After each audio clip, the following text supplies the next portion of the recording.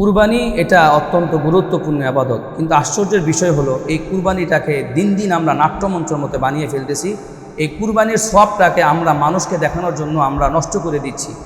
এই যে দেখেন সাদেক এগ্রো, উনি প্রথম অবস্থায় যখন উনি খামার করে, এই ব্যবসাটা শুরু করে, তখন মনে হচ্ছিল মানুষের জনগণ উপকারের জন্য কাজগুলো করতেছে, কিন্তু অত্যন্ত দুঃখ পরিতাপের বিষয় হলো উনি এইবার 3টা গরু বিক্রি করেছে 2,60,00,000 টাকা, এবং কোনো না কোনো মানুষ অবশ্যই কিনেছেন। বলার বিষয় হলো যিনি কিনেছেন আপনি হয়তোবা 1000 কোটি টাকা সম্পদের মালিক, কিন্তু আপনার তো এতটুকু খেয়াল করা উচিত ছিল 2,60,00,000 টাকা দিয়ে আপনি যদি কুরবানি এই গরুগুলো না কিনে আপনি যদি এর টাকাগুলো ভাগ করে যদি 100 গরু কিনতেন, 150 গরু কিনতেন, 200 গরু কিনে যদি উপকূলীয় অঞ্চলগুলোর মধ্যে, বিশেষ করে দেখেন কিছুদিন আগে এই যে ঘূর্ণিঝড় হলো, কুয়াকাটা, বরিশাল, দক্ষিণ অঞ্চল, সাতক্ষীরা, এরপরে বাংলাদেশের বিভিন্ন অঞ্চলের মানুষগুলো তারা গৃহহীন তারা হয়ে গেছেন। তাদের কারো গরু ছাগল ঘর বাড়ি সব কিছু নদীতে ভাসিয়ে নিয়ে গেছে, তাদের বাড়িঘরগুলো ভেঙে গেছে। এই মানুষগুলো কুরবানির ঈদ কী জিনিস এটা তারা বুঝবে না, এই আনন্দ তাদের মধ্যে থাকবে না। আপনি যদি 2,60,00,000 টাকা দিয়ে এই কুরবানি গরুগুলো না কিনে, 3টা গরু না কিনে যদি 200 গরু কিনে যদি এই বিভিন্ন অঞ্চলগুলোর মধ্যে বিলিয়ে দিতেন, তাহলে আল্লাহ তাআলার কাছে অনেক আজর ও সওয়াব পেতেন।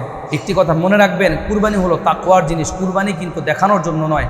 এখন আমাদের কুরবানিগুলো হয়েছে লোক দেখানোর জন্য। আল্লাহ বলেন কোরআনে, লা ইয়ানালাল্লাহু লুহুমুহা ওয়ালা দিমাউহা ওয়ালাকিন ইয়ানালুহুত তাকওয়া মিনকুম।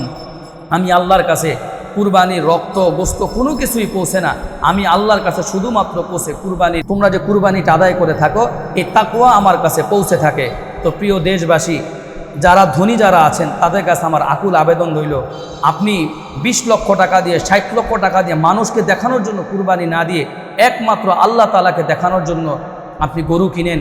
বিভিন্ন মাদ্রাসাগুলোর মধ্যে আপনি সোয়াবিন নিয়তে একটা গরু দিয়ে দেন, এবং বিভিন্ন জায়গাগুলোর মধ্যে আপনি পাহাড়ি অঞ্চলের মধ্যে যান, এরপরে আপনি উপকূলীয় অঞ্চলগুলোর মধ্যে যে এক একটা এলাকার মধ্যে আপনি 1টি গরু দেন, 2টা গরু দেন।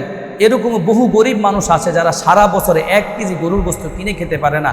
আপনার 1 কেজি গরুর গোশত খেয়ে যদি তারা শুকরিয়া আদায় করে, তাহলে আল্লাহ তাআলা আপনাকে অনেক আজর ও সওয়াব দিয়ে থাকবেন।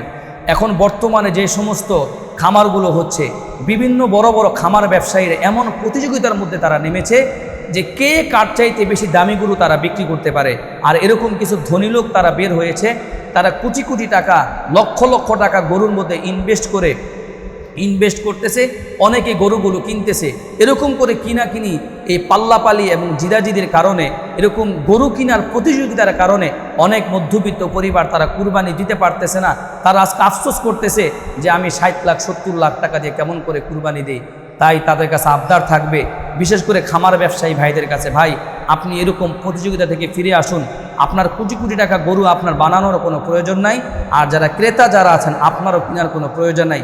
ক্রেতারা যদি আমরা না কিনি, বিক্রেতারা মার খেয়ে যাবে, তারা কখনো এরকম 2,60,00,000 টাকা দিয়ে গরু বানাবেও না যদি আপনারা না কিনেন। আপনাদের সকলের কাছে আবদার রইল, এই দরিদ্র মানুষদের দিকে খেয়াল করে আপনি তাদের জন্য সোয়াবিন নিয়তে আপনার লক্ষ লক্ষ টাকাগুলো দিয়ে আপনি গরু কিনে দেন, মহিষ কিনে দেন, ছাগল ভেড়া দুম্বা যা পারেন কিনে দেন। এরকম প্রতিযোগিতার মধ্যে আমরা না থেকে আমরা একমাত্র আল্লাহ তাআলার জন্য কুরবানি আদায় করার চেষ্টা করি। আল্লাহ আমাদের সকলকে সেই তৌফিক দান করুন। আসসালামু আলাইকুম ওয়া রাহমাতুল্লাহি ওয়া বারাকাতুহু।